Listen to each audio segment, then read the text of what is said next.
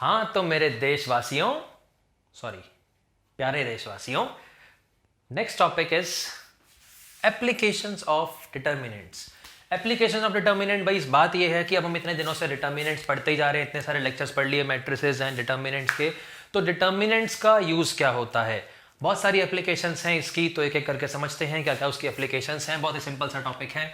तो applications of determinant, पहली application इसकी, वैसे कोऑर्डिनेट ज्योमेट्री के अंदर काफ़ी इसकी एप्लीकेशंस होती हैं, और कोऑर्डिनेट ज्योमेट्री तो उम्मीद है सबने 11th में अच्छे से पढ़ लिया है। ठीक है, तो पहली एप्लीकेशन तो देखो, पहली इसकी एप्लीकेशन है फिजिक्स की, in finding the cross product of two vectors या vector product of two vectors. जैसे लिख लेना, in finding the cross product of two vectors. कैसे? जैसे मान लो ए वेक्टर है, for example a1i plus a2j plus a3k, पढ़ रखा है सबने ये वेक्टर्स के अंदर फिजिक्स में। बी वेक्टर है मान लो b1i plus b2j plus b3k, और अगर आपको दोनों का क्रॉस प्रोडक्ट निकालना है तो इसको डिटर्मिनेंट की हेल्प से निकाला जा सकता है। यहाँ पे क्या करोगे, a1 a2 a3 b1 b2 b3, सबकी फिजिक्स बहुत स्ट्रांग है, मेरे को पता है। ठीक है, वैसे इसके बिना भी कर सकते हैं। इसके बिना कैसे करते, इसको इससे, तो i क्रॉस i तो ज़ीरो होता, फिर इसको इससे i क्रॉस j, वो आपने फिजिक्स में सीखा होगा, ऐसे सर्कल बनाते हैं, ये i होता है, यहाँ पर आप ये j लिख देते हो, यहाँ पर k लिख देते हो, i क्रॉस j तो k होता है। ठीक है, और i क्रॉस k करते, अगर i क्रॉस k करते तो माइनस j होता, फिर j cross i, j cross j, j cross k, फिर इसको इससे, इसको इससे, इसको इससे, इस तरीके से कर सकते हैं।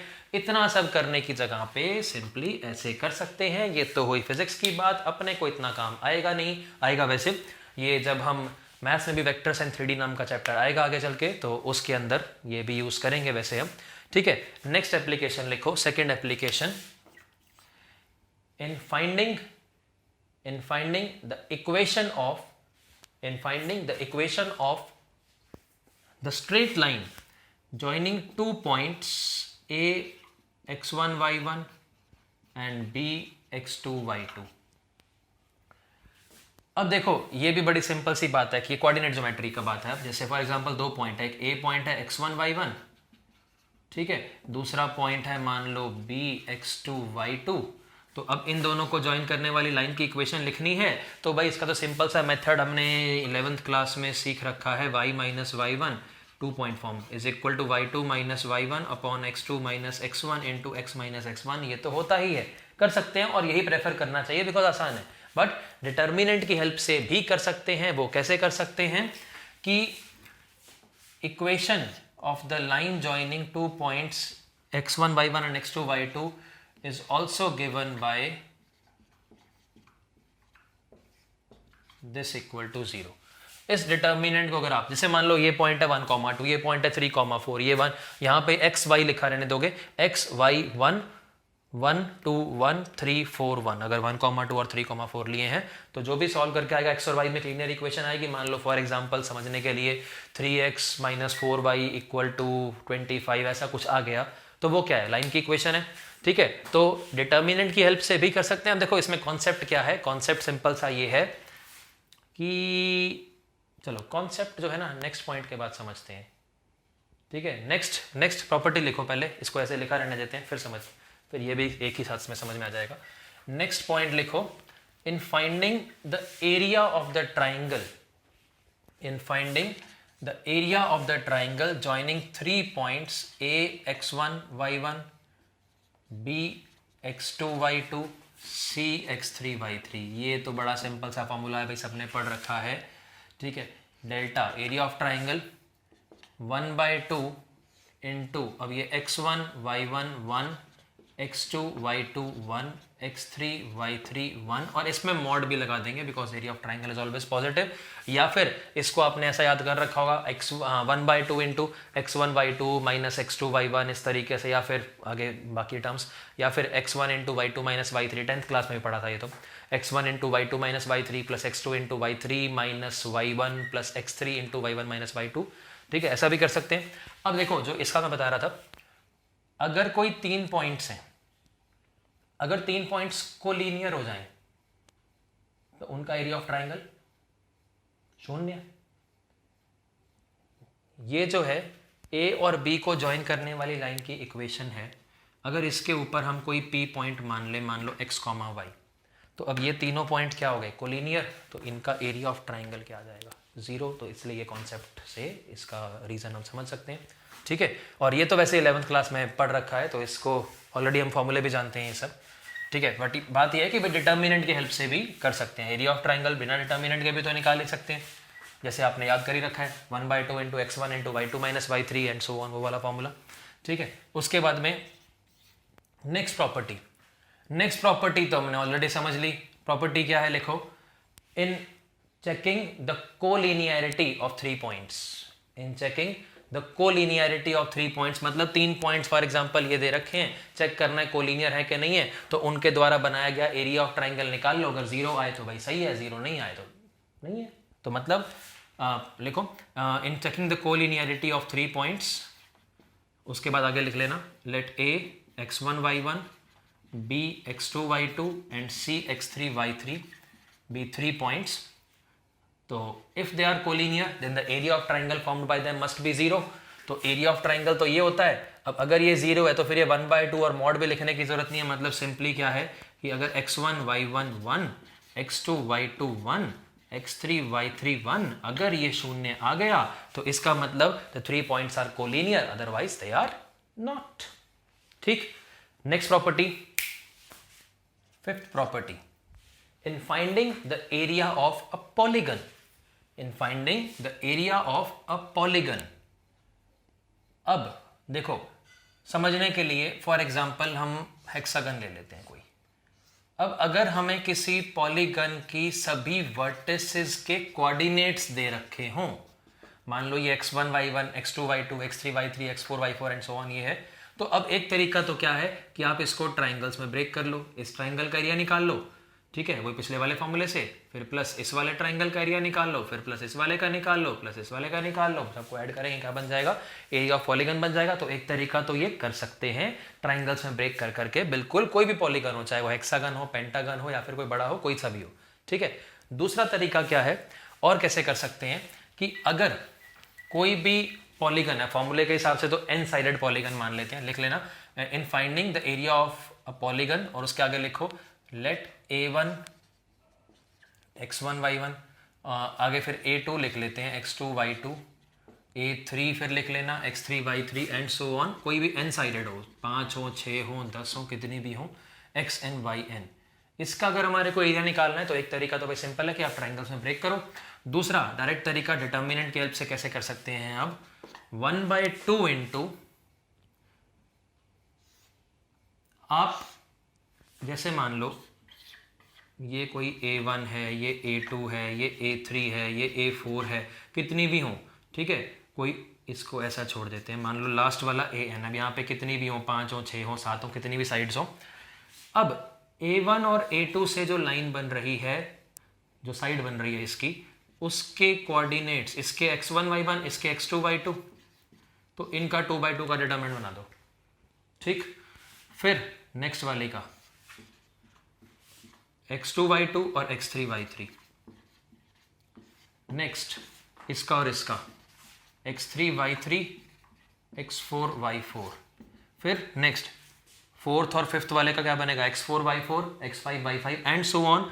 इससे पहले वाला जो होगा n-1 वाला आएगा, n वाला आएगा और लास्ट में ये वाला आएगा, तो एंड सो ऑन चलते चले जाएंगे। एक तो ये xn-1 yn-1 xn yn plus last वाला इधर लिख रहे हैं xn yn और x1 y1 लास्ट साइड। अगर ये 2/2 के डिटर्मिनेंट को सॉल्व करोगे तो भी आंसर वही सेम आएगा जो कि ट्राइंगल्स में ब्रेक कर करके आता। तो ये पॉलीगन का भी एरिया निकालने के लिए डायरेक्टली हम डिटर्मिनेंट्स का यूज कर सकते हैं, ठीक है। नेक्स्ट एप्लीकेशन लिखो, sixth application, in checking the concurrency of three straight lines, in checking the concurrency of three straight lines। concurrency of three straight lines का मतलब क्या है, जैसे मान लो एक लाइन ये है, एक लाइन ये है, इंटरसेक्टिंग लाइंस है, ठीक है, पैरेलल भी हो सकती है भाई। अगर कोई तीसरी लाइन है जो इनके पॉइंट ऑफ इंटरसेक्शन से ही पास हो रही हो, then these three lines are said to be concurrent lines and this is called the point of their concurrence। ठीक है, तो अब अगर हमें ये देखना है कि कोई तीन लाइंस की इक्वेशंस दे रखी हो, कोऑर्डिनेट ज्योमेट्री है अगेन, मान लो a1x लाइन की इक्वेशन कैसी होती है भाई, linear, for example 2x + 3y = 5, या a1x + b1y + c1 = 0, ऐसा लिख दें, ठीक है, कांस्टेंट हम इधर लिख दी, a2x + b2y लिख लेना, plus c2 = 0, a3x + b3y + c3 = 0। Let these three are the equations of three given lines। अब हमें ये चेक करना हो कि ये तीनों लाइंस क्या एक कॉमन पॉइंट से पास करती हैं या नहीं करती हैं। दो मेथड हैं। एक मेथड तो क्या है, कोई भी दो लाइंस हैं, कोई भी दो ले लो, उनको साइमल्टेनियसली सॉल्व कर लो। साइमल्टेनियसली सॉल्व करना मतलब एक मान लो 2x + 3y - 5 = 0, एक x + y - 3 = 0, दोनों को सॉल्व करके उनका पॉइंट ऑफ इंटरसेक्शन निकाल सकते हैं। ठीक है, अब जो भी उनका पॉइंट ऑफ इंटरसेक्शन आया, समझने के लिए मान लो फॉर एग्जांपल 1,2 आ गया, ठीक है, कुछ भी आए वो सॉल्व कर सकते हैं। अब अगर वो 1,2 तीसरी इक्वेशन को भी सेटिस्फाई कर रहा है तो मतलब तीसरी लाइन भी उस पॉइंट से पास कर रही है, अदरवाइज नहीं कर रही। तो मतलब कोई भी दो लाइंस को साइमल्टेनियसली सॉल्व कर लो, अगर सॉल्व करके जो भी पॉइंट ऑफ इंटरसेक्शन आया, अगर तीसरी लाइन उसको सेटिस्फाई कर रही है तो मतलब लाइंस कंकरेंट हैं, अदरवाइज नहीं है। ये तो हुआ एक तरीका। दूसरा, डिटर्मिनेंट की हेल्प से कैसे कर सकते हैं, तो डिटर्मिनेंट से डायरेक्ट तरीका क्या है कि ये जो कोफिशिएंट्स हैं a1 b1 और एक कांस्टेंट टर्म a1, ये वैसे 11th क्लास में बता रखा है, स्ट्रेट लाइंस वाले चैप्टर में ऑलरेडी हम कर चुके हैं ये चीज। a1 b1 c1, a2 b2 c2, a3 b3 c3। अगर ये डिटर्मिनेंट की वैल्यू 0 आ जाए, अगर ये डिटर्मिनेंट की वैल्यू 0 आए, then the lines are concurrent, otherwise they are not. तो तीन लाइंस की इक्वेशन दे रखी हो, अगर चेक करना है कंकरेंट है या नहीं है तो क्या करो, ये डिटर्मिनेंट लिखो, अगर इसकी वैल्यू 0 आए तो कंकरेंट है, अदरवाइज नहीं है। ठीक है, उसके बाद में नेक्स्ट एप्लीकेशन, लास्ट एप्लीकेशन, ये भी वैसे 11th में कर रखी है। सारी एप्लीकेशन हम ऑलरेडी कर चुके हैं, इसकी एप्लीकेशन हम पहले ही कर चुके हैं 11th क्लास के अंदर, वो भी कोऑर्डिनेट ज्योमेट्री में की थी। नेक्स्ट है इन checking weather a general equation of second degree, in checking whether a general equation of second degree represents a pair of straight lines or a conic section, represents a pair of straight lines or a conic section।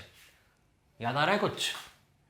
General equation of second degree बड़ी वाली, ax² + 2hxy + by² + 2gx + 2fy + c = 0, general equation of second degree. ठीक है, दो variables में।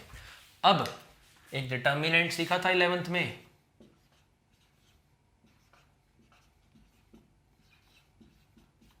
Coefficients की help से a h g h b f g f c, ये symmetric है, यहाँ पे डायगोनल के अलॉन्ग a b c, ये h h g g f f। जिनको ऐसे याद नहीं हो तो उनके लिए याद करने का तरीका, a h g मतलब a hot girl, h b f has boyfriend, g f c girlfriend चालू। तो अगर ये डिटर्मिनेंट 0 आ जाए तो क्या था, इसको ऐसा लिख देते हैं, दो बातें हो सकती हैं भाई, या तो ये 0 होगा या फिर ये 0 नहीं होगा। अगर 0 है तो ये क्या है, एक पेयर ऑफ स्ट्रेट लाइंस, और अगर ये 0 नहीं है तो ये क्या है, एक कोनिक सेक्शन। सर्कल भी इसके अंदर इंक्लूड है, ये पूरा कॉन्सेप्ट समझा रखा है कि circle is actually also a conic section. तो नॉन जीरो है तो सर्कल, पैराबोला, एलिप्स या हाइपरबोला कुछ भी हो सकता है, और अगर ये 0 है तो ये एक pair of straight lines represent करेगा। तो ये कुल मिला के इसकी सारी एप्लीकेशंस हैं। अब लिखो, क्वेश्चन बड़ा सिंपल सा है, ये बड़ा सिंपल सा है, बल्कि ये जो इसके मेन चीजें हैं वो तो ऑलरेडी हम कोऑर्डिनेट ज्योमेट्री में कर चुके हैं। तो ठीक है, कुछ अब 12th के हिसाब से या डिटर्मिनेंट वाले चैप्टर के हिसाब से जो रेलेवेंट कंटेंट है उसके अब क्वेश्चन लिखो। क्वेश्चन, तो क्वेश्चन है, if a x1 y1 B x2 y2 and C x3 y3 are the vertices of an equilateral triangle,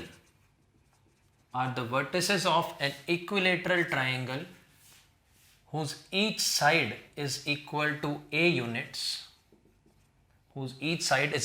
a units, then prove that x1 y1 2, x2 y2 2, x3 y3 2 इसका square is equal to 3 into a की power 4। ये prove करना है, NCERT type का question है और ऐसे इसके क्वेश्चन ऐसे ही वही वाली है। ठीक है, तो अब कैसे करना है देखो, A B C are the vertices of an equilateral triangle. कोई भी ट्राइंगल हो, एरिया निकालने का फॉर्मूला तो भाई सेम ही है ना, 1/2 into mod of x1 y1 1, x2 y2 1, x3 y3 1। ठीक है, लेकिन अब क्योंकि इक्विलेटरल ट्राइंगल है तो इक्विलेटरल ट्राइंगल का एरिया निकालने का तो एक और तरीका भी होता है, √3/4 इंटू ए स्क्वायर, साइड का स्क्वायर। ठीक है, तो अब देखो हमें तो यहां पे x1 y1 2 चाहिए। ठीक है, पहले तो एक काम करो, इसको तो हटा दो। ठीक है, ये हट गया। यहां पे इस डिटर्मिनेंट को के थर्ड कॉलम को अगर हम 2 से मल्टीप्लाई कर दें तो फिर 2 से बाहर डिवाइड भी करना पड़ेगा। मतलब इसको ऐसा लिख सकते हैं, ये x1 y1 2, x2 y2 2, x3 y3 2। ठीक है, अब ये जो 2 से मल्टीप्लाई किया 2 से डिवाइड करना है, तो 2 से डिवाइड आप इधर मॉड के अंदर भी कर सकते हो, मॉड के बाहर भी कर सकते हो, कोई फर्क नहीं पड़ता। रीजन ये तो पॉजिटिव है तो आप मॉड के बाहर करोगे कोई फर्क पड़ेगा नहीं। यहां पे क्या बचा, √3/2 ए स्क्वायर, ये आया। अब ये 2 से 2 भी चला गया। अब कुछ चमका दिमाग में, क्या प्रूव करना है, ये क्या करोगे, स्क्वायरिंग बोथ साइड्स कर दो, हो गया प्रूव। ठीक है, squaring both sides,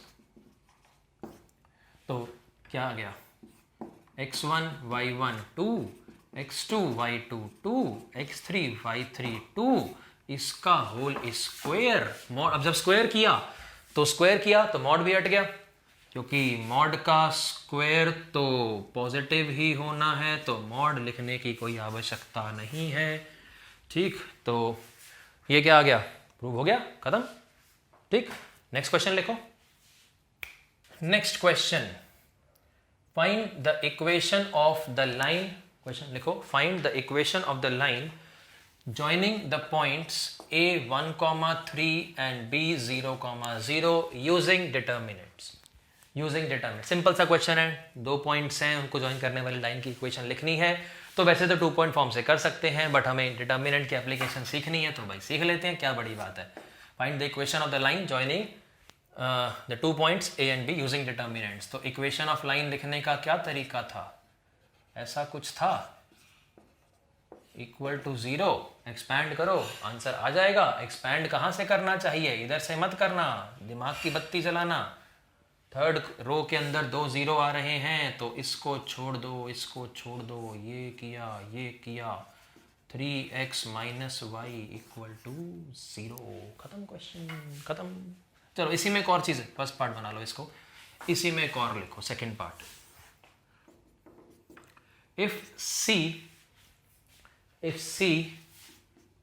k, 0, if C k, 0 is a point such that the area of the triangle ABC is equal to 3 square units, if C k, 0 is a point such that area of the triangle ABC, A और B यही वाले points हैं, area of triangle ABC is 3 square units, then find the value of k। कर दो जल्दी से,